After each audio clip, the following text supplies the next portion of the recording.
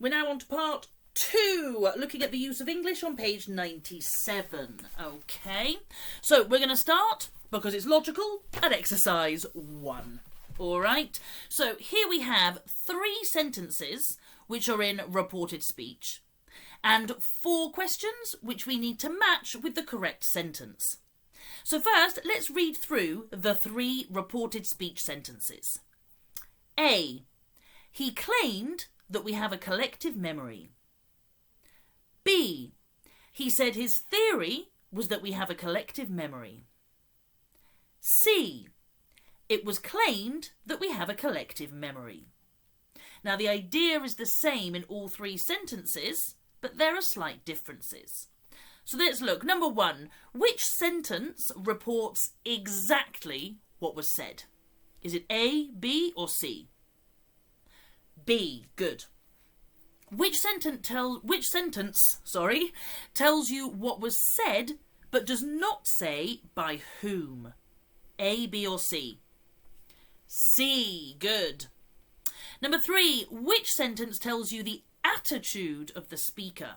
A, B, or C? A, excellent. Which sentences are more likely to be written, and which ones are more likely to be spoken? Well, A and C, more likely to be written, and B, more likely to be spoken. It's less formal. All right? So let's have a look at this explore language for reported speech. Okay? A. Reporting verbs often express the reporter's interpretation or point of view. So instead of saying he said, she said, he said, she said, we can use a reporting verb so that it gives us some more information of how the speaker feels about something. Look at the examples. He alleged he was innocent. Here, the reporter doesn't believe him. I regretted asking him to help. I wish I hadn't done this because of his reaction. Okay? And B, remember we report questions using WH words, so question words. They asked what our intention was. With for, they asked us for our opinion. And also, if or whether, they wanted to know if or whether we were going to help them with the project. Okay. Now, before we move on to exercise 2 and have some practice, have a look in the back of your book at page 154. 154. We're just going to read through the grammar for reported speech just to make sure that we understand it. Okay? So I'll read it out loud and you follow in your book. All right? So page 154, are you ready? Let's go. So, firstly, the easy thing that we all know. Verb tenses in reporting. We usually change the tense of the original verb so that it moves further back in the past. We also change time expressions and pronouns as necessary. Okay, so that's normal reported speech that we know. Look at the examples. We spoke to him yesterday, they said. They said that they had spoken to him the day before.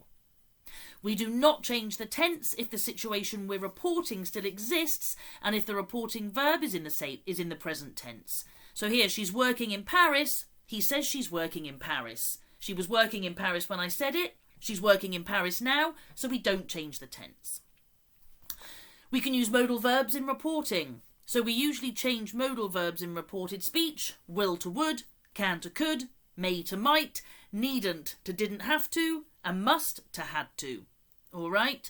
Modal verbs are often reported using other verbs. Must, should, ought to become like advised and urged, and let's become suggested. For example, you should ask for help. He advised me to ask for help. All right? Now the reporting verbs. Woohoo! This is the exciting part. Reporting verbs can be followed by, number 1, a that clause. He told us that he was going to be late. Some of them we follow with a to an infinitive. They decided to plan the presentation at the weekend. Number 3, with a preposition, an ing, so she insisted on going out to dinner with him. Or finally, a preposition, a noun phrase. For example, they hoped for better weather. Fairly simple? Good. All right, so reporting verbs often express the reporter's interpretation or point of view. He alleged he was innocent. They claimed they did not remember. Okay, as it said in the Explore language on the page. The reported questions, which we looked at before. So if or whether, they wanted to know if or whether we were going to help them. Question words, they asked what our intention was. For, they asked us for our opinion. But remember, we invert the subject with WH questions. Who is she? I asked who she was. Okay, so in reported questions, we use just a normal affirmative sentence structure with the subject and the verb. Yep, fairly simple.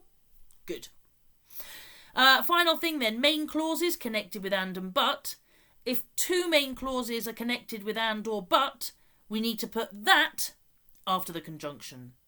So here, for example, I'll come, but I'll be late, becomes he said that he would come, but that he would be late. If the subject is left out in the second clause, omission, which we've done, then we don't use that. So the example, I used to be a software designer and worked for myself.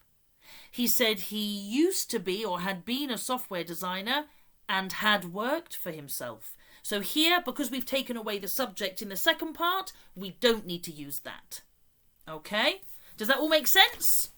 Okay, if you need to read through again, no problem. If you have any questions, email me, no problem. All right? So let's go back to the page then, 97, and look at exercise 2. All right? I would like you to pause the video, and can you put these sentences into reported speech using the reported verbs in the box? All right? So remember, pause the video, and when you finish, come back and we'll go through the answers. Okay? So, pause the video now. All right, have you all finished? Promise? You're not cheating? Okay, let's go through the answers then. So, number 1, I'm not going to read what it says in the book. I'm only going to read the reported speech. All right? Number 1, he swore he had not intended to copy my work. Number 2, she really hoped he would attend her presentation. Number 3, the lecturer announced that next week's lecture had been cancelled. Number 4, he asked me for permission to use my photo. Here, me and for, you don't have to use. They're not obligatory in the sentence. He asked permission to use my photo is also possible. Number 5, he admitted that he had taken the file from my desk earlier. And number 6, she checked how I thought we could copyright our work. Or she checked how I thought they could copyright their work. Again, I thought is not obligatory. All right, how did you do? Everything correct? Of course, well done. All right, let's move on to exercise 3 then. All right, and we have a list of different reporting verbs. Again, pause the video. Can you decide if these verbs express a positive, a negative, or a neutral opinion? What do you think? Positive, negative, or neutral? Okay, so pause the video now and come back when you're done. Okay, what did we think then? Positive, negative, or neutral? Let's go through them. So we're going to start with, put this here, good. We're going to start with the positive ones, okay? So positive, encourage, expect, hope, reassure, and recommend. All right? Negative, grumble, and worry. Now, grumble is a bit like complain, but like this. To grumble about something, to complain about it. Therefore, the neutral ones are advise, empathise, reveal, believe, and convince. All right, fairly simple? Good. So your homework today is going to be exercise 4, that's not 4, here, sorry, which is the transformations, and also the grammar file, page 155, exercise 4, 5 and 6 to practice with the reported speech. Okay? So, just quickly before we go, let's look at the exam tip for transformations. Read both sentences carefully, obviously. The key word is normally part of a fixed phrase or grammatical structure, so make sure you include all parts of this. Okay, here's the example. The film star said he would only give an interview if he could have editorial rights. The film star insisted on having editorial rights if he was to give an interview. Now remember, again, if you're not sure about any of these, always put something. All right, there's a maximum of 2 points available in each of these questions. If you get some of the answer right, you get a point. So, put something, you might be able to pick up some points here and there. Okay, so you know your homework. Transformations on this page.